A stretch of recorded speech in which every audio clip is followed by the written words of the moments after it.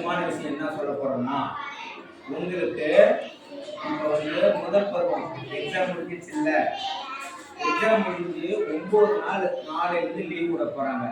இந்த லீவ்ல உங்களுக்கு எல்லாம் கையெழுத்து கும்பிடலாம். நல்லா கேட்கணும், புரியுதா?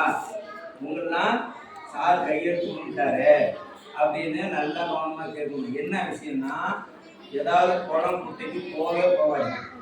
இங்க அவங்க கூப்பிட்டா இவங்க கூப்பிட்டாலும் போவாதீங்க.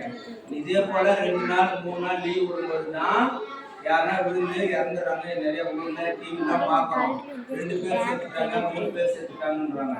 புரியுதாமா? அதனால எங்கன்னா உங்க வீடுலாம் பக்கத்திலே ஏறி இருக்குன்னா அங்கெல்லாம் பிச்சே போகக்கூடாது. புரியுதா? உங்களுக்கே தெரியாம இன்னும் கொஞ்சம் போகலாம்னு சொல்லி போக சொல்லுவாங்க. அதனால நீங்க எல்லாம் போகக்கூடாதுமா. புரியுதா? நம்ம உயிரெல்லாம் முக்கியம் தானே. நம்ம உயிரோட இருந்தாதான் நம்ம பெருசாகி நிறைய சாதிக்க முடியும், படிச்சு பெரிய வேலைக்கெல்லாம் போக முடியும். புரியுதாமா?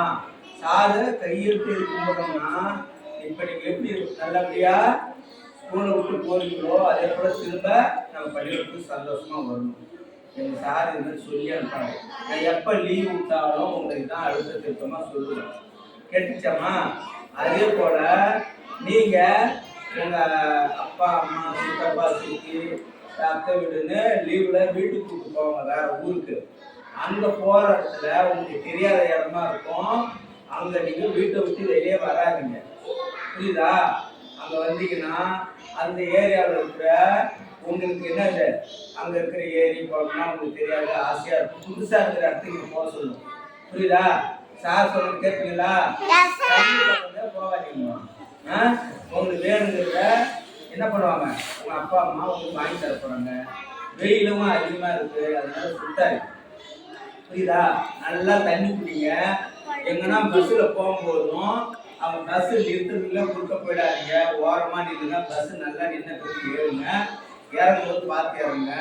இறங்கும்போது பஸ் போகும்போது இறங்கி உட்காந்து அதே போல பக்கத்து சீட்ல அப்பா அம்மா இருக்கிறாங்களான்னு பார்த்துக்கிட்டே இருக்கும். சொல்லுங்க, புரியுதா? நம்ம நம்மளை நாமளே பாருங்க.